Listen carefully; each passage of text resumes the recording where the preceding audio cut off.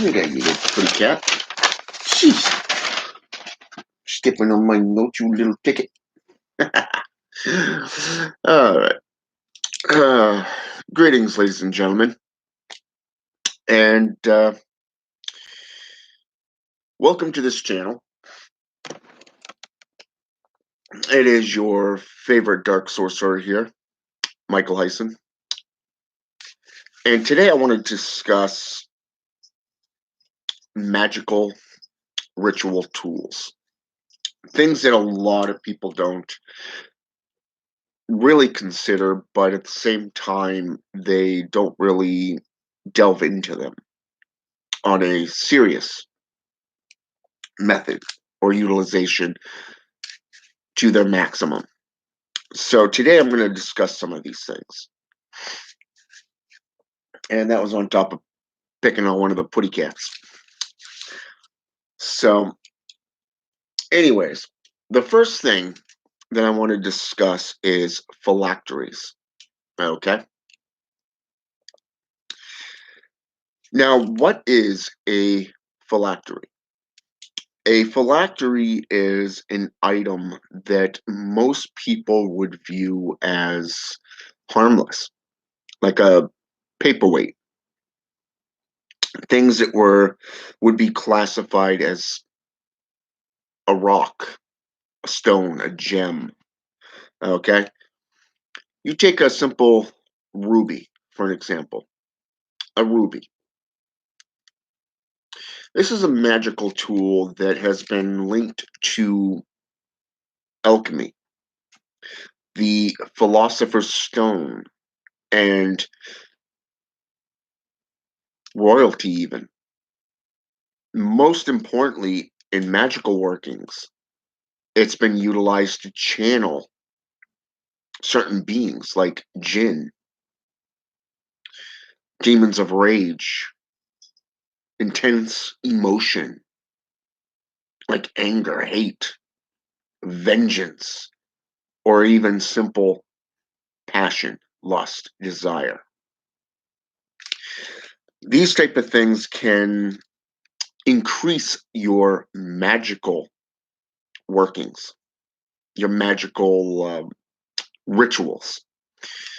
Certain stones, such as blue or even whitish blue, can be used for healing, for celestial or higher knowledge. They've been linked to storage of knowledge, but also storage of power. Okay, these things here really work, especially when you learn to consecrate them, to charge them, and to bring them to their most powerful workings. Another form of tool is a Dybbuk box. Okay, and a lot of people really discuss this on YouTube and social media. I know the Mad, what was his name there? The Mad paranormal investigator there that you see on TV on YouTube. He's discussed it. A lot of people have utilized this box in association with video games. But it doesn't have to be a big box. It doesn't have to be one of those dark web boxes that you see on YouTube or anything. This could be just a simple cigar box. It could be as small as a shoebox, even. It could be used in a jewelry box, even. It's something that you store or you want to trap the essence of a ritual working within that box, that ritual tool. Okay? And in this case, the thing that you want to look at is what type of ritual you're doing. If you're doing a curse or a hex, you want to trap that person's well-being in that box. Okay. In this case, okay. In this case, if you're using a hex, like say a voodoo doll, you want to put that in this box, and it can also be in the shape of a coffin. A lot of traditions like Santa Morte or Palo Mayumbi, voodoo, okay, even witchcraft itself, necromancy is associated with a Dybbuk box. Okay. And what's interesting about this is that even if you have it in the shape of a coffin and you place a voodoo doll in it, you get all the necessary herbs like black salt, gopher dust, sulfur, even iron. Okay, things like rusty nails or railroad spikes. Okay, and you put all this in there with the image and the malicious intention towards your enemy or your target. Okay, and then you bury it in a cemetery and don't look back. Even say for an example, chicken's feet can be used in this fashion. A photo, a lock of hair, um, blood, saliva, even sexual fluids or whatever. Okay, anything of that individual that they have touched their essences on, or even their own genetic DNA, can be applied to these first two items. Okay, in this topic. All right. And you can use that against them. It's like their own blood. You can literally set their blood on fire and burn them through and through. Okay. Blood is something that is very, very potent and can really do a lot of damage to an enemy, especially if you get your hands on it. Okay, and are able to extract it. This is why a lot of practitioners fear blood sorcery. Okay, this is why they fear necromancy. And trust me, as a necromancer, there is nothing more scary than to actually utilize spirits and items of death in this fashion, especially for a target. Now, the next item is a jar, okay? A cursing jar or a jar that can be used for numerous different workings. It's not just for cursing and hexing. It can be used for compassion. It can be used for lust rituals. And in this case, I want you to take a look at a couple of different factors. Okay. Now, the size of the jar doesn't really matter. It comes down to your unique intention, okay, and what you're utilizing this jar for. You can go to any grocery store, like you used to be able to go to Sears back before when they were open, and you can pick up these canning jars. You know, you can go to Walmart and pick them up. Okay, they're just a simple glass jar with the screw-on cover with that little flat lid that seals everything in. Okay, you've seen me use these in my own rituals a couple of times. Okay, this is called a cursing jar. All right, but it's not just used for, like I said, for cursing. It could also be used for compassion. It could be used for lust rituals.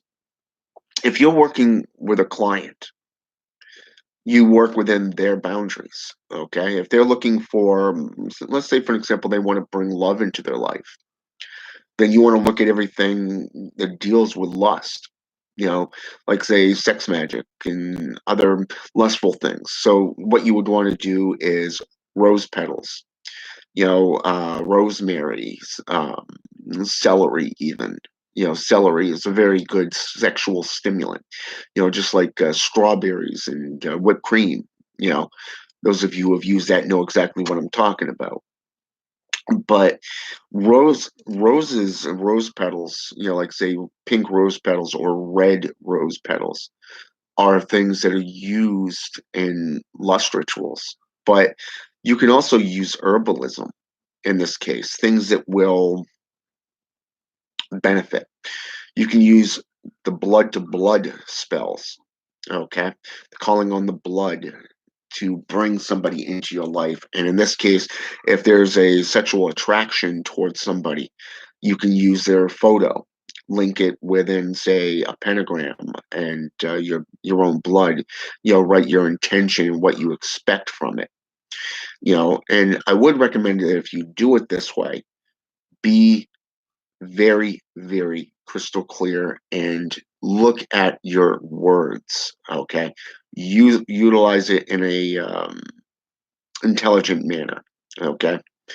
Because the last thing you want to do is end up with a drone or even a one night stand.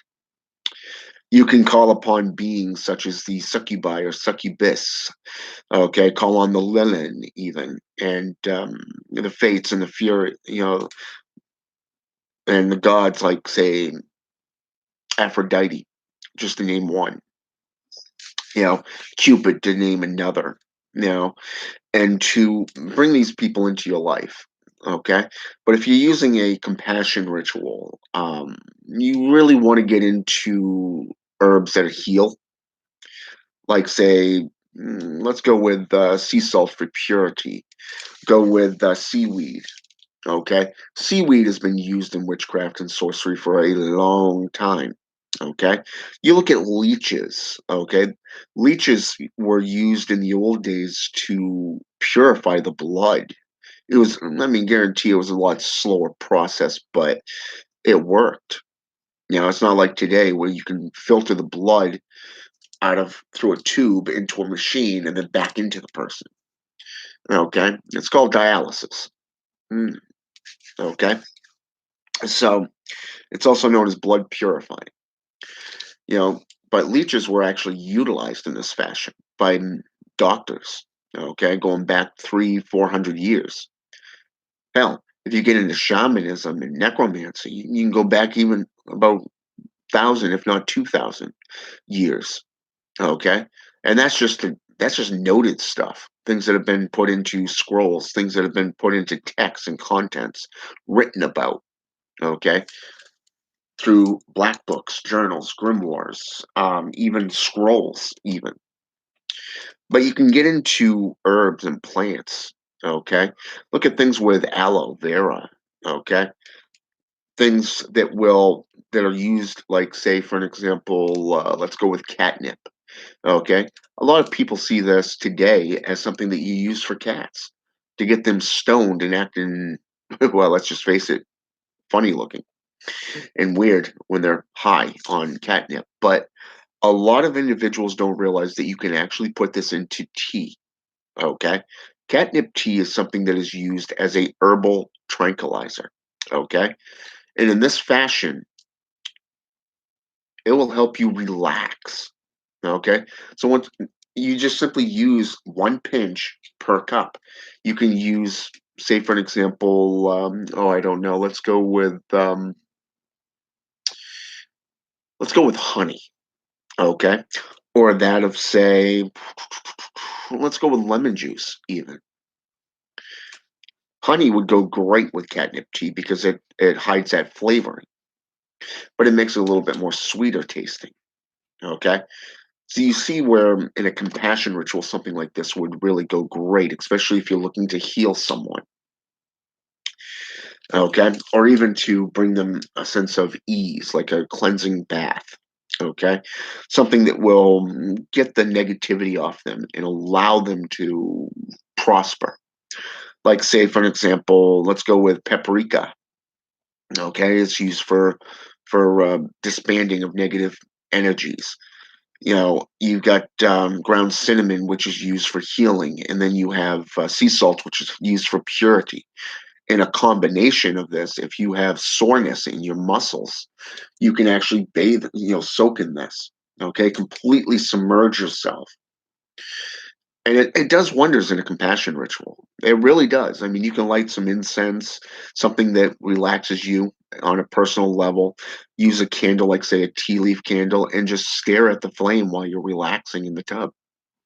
If you're using, like I said, but if we go back to the jar effects, you want to put things in there that is going to link the spell within the type of ritual that you're doing. So jar spells are tanning jar spells are very, very useful, not just in destruction rituals or, say, compassion rituals or lust rituals, but they're great for storing magical items such as your herbs, your your plants. You can even use these items for, say, for an example, creation of things, like, say, let's go with war water or hexing nails, things that, like rusty nails and stuff like that, that you can actually utilize. And one of the best ways you can do this is to actually mix them together. Okay. I would recommend war water and rusty nails. Okay. Take the railroad spikes and just put them all together because of the fact that it makes it much, much more potent, at least in my personal experience. Okay. But then you have things that a lot of practitioners utilize today for within their everyday rituals, such as their ritual bathings. Okay, you look at, for an example, let's go with what's that? I'm trying to think here where I want to go with this real fast. Let's go with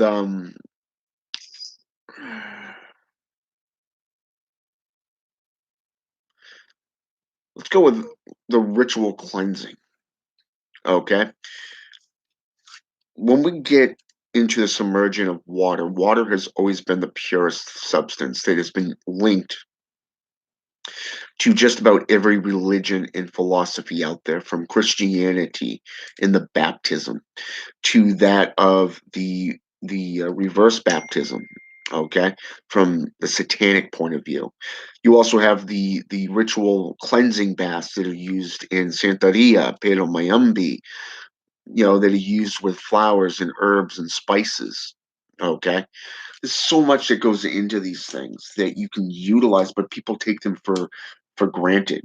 A lot of people believe that you have to be initiated to become a practitioner in these arts, when all it really entails is somebody who's willing to dedicate themselves completely into these fashions. Okay. If you're into dark sorcery and dark magic like myself, for personal gain, personal evolution, okay, personal power, empowerment, even. Knowledge is always power, and true power is undefiled wisdom. Anton Saint LaVey said that. All right. But you look at how easily Aleister Crowley defeated his enemies through baneful magic. There's been instances where he's utilized hexes and curses. Even Eliphas Levi and a few other practitioners going back 200-300 years have had to use baneful magic or even these types of magics to benefit themselves and to eliminate themselves from enemies. Now, a lot of people, when they think baneful magics and utilizing these tools, they think that it would just flat out kill them or that it would flat out remove them from their lives. A lot of times when you use hexes, they confuse hexes with curses. Curses are meant to eliminate an enemy, they're meant to destroy an enemy, whereas a hex is utilized simply to teach your enemy a lesson. Okay? But it comes down to your enemy and how open they are to actually learning that lesson. Okay? So when you use any one of these topics that I've mentioned here, use them to the fullest extent of their utilization methods. Look at what you're doing in your rituals, how you're going to prepare your rituals. Now, you can use your athame, you can use your wand, you can use your altar, okay? Even in a divot box, okay? You can use skulls, you can use bones, you can use sea salt, you can use ground powders such as gopher dust, voodoo dolls, let's say, for example, phylacteries, even, okay? Things of importance that you are using in that type of ritual. Okay, it's not just herbalism. It's not just canning jars. It's not just actual physical things like bones that are connected to spiritualism and to ritual warfare. Okay, you can even utilize symbols that will lock that, in languages even that will lock that intent into those boxes. Okay, But like I said, the shape and the size of the box really does not matter. Okay. It's how you utilize that box and your intention into that box. Okay. You look at the spirit box, for an example. Spirit boxes have been linked to necromancy, to Palomayambi, to voodoo even, okay? We look at altars, everybody has an altar, okay? These are just common threads of commonality that every religion has. But a lot of people want to stick to one tradition or another and not delve into all of them, okay? They don't wanna grow and learn and mature. Even though I can tell you that it will take you a long time to master your each one of these styles, forms, and traditions. The tools themselves take time to master as well, because you have to cleanse them, you have to sanctify them, you have to consecrate them, and then you have to bless them and activate them. Okay, you can't just simply go buy a tool and just simply begin working with them. You literally have to consecrate them. You have to sanctify them and bless them, charge them, and then you have to activate them. Now, a lot of practitioners that utilize these types of ritual tools that are considered utilization of baneful magics that they employ, look at it this way. They always use their own blood. Why? Okay. The answer is because it links these tools to the practitioner. Okay. That uses them. The more you use them, the more energy from you is going into these tools, making them more and more potent. So if you place your own blood upon them and you place your own energies within them as you're charging them for their unique intention, like say if you're using anathema specifically for your ritual work, okay, for say let's go with a very unique thing like say energy transmersion. Okay, let's go with the immersion of energy. So you're looking at say for example a candle flame, and you're looking at the heat from that candle flame and you're envisioning it, and you're going to direct that with the tip of the blade of your athame, and you're going to be taking that and directing it to say the element, the point on the pentagram. Or say for an example if you're going to use it within a burn pot, okay, directing that energy flow to that flame, especially if it's an element that you work with through your zodiac sign. Okay. If you're a fire element, I would recommend using fire. If you're a water sign, utilize water. If you're an air sign, use a fan, use the air. Okay. Even if you're an earth sign, guess what? Use it. It will benefit you in your rituals. And a lot of people take this for granted. They don't max it out. They don't utilize it to their benefits. And even in necromancy, you can bury an item. Okay, if you're using, like I said, a divot box or a spiritual box for cursing and hexing, when you place an item like a voodoo doll or perhaps a photo, bury it with graveyard dirt, sulfur, the gopher dust, even pour sea salt around it to keep it intact. All right, but think of it this way: the more you put in, guess what? That person is going to be feeling that constriction. Envision a constrictor, a python, anaconda, or bull constrictor wrapping around you. Okay. Every time you go to take a breath, it squeezes. Okay. You try to take another breath, it squeezes until your bones are breaking and you can't catch your breath and you suffocate. Welcome to Hexcraft. Welcome to cursing. Welcome to baneful magic. Okay. These tools are going to benefit you, especially when you learn their history, when you've learned your mythology and how to employ them. Number one, you don't need a spirit such as Lucifer. You don't need a spirit such as, say, Astaroth. Hecate, Isis, Anubis to do this stuff. You can do it yourself with using your own energy, your own thought forms. Okay? But here's the kicker. It is a good idea to use these beings. And this is why. A lot of people tend to create altars to these beings that they work with, like Santa Morte, or to the Loa, or even to a specific demon. But here's the thing, the more you work with these beings, the better your connection is to them. Okay? The better your connection is to them. Now, prayer is always good. It doesn't matter if you're praying to the gods of death. It doesn't matter if you're dealing with the gods of love or hate or necromancy or even the rites and rituals that come with, say, sorcery, because you're placing that essence upon it. Now, there's two methods here. One, you can employ them to bring, let's say, for example, you're calling on the agents of death. You call on Anubis. You call on Hades, Supe, Hell, Lilith, Satan, Beelzebub. Let's go with Azrael, the angel of death, Samael, the venom or poison. Deal with Abaddon, the angel of the bottomless pit. He's a destroyer angel. Okay.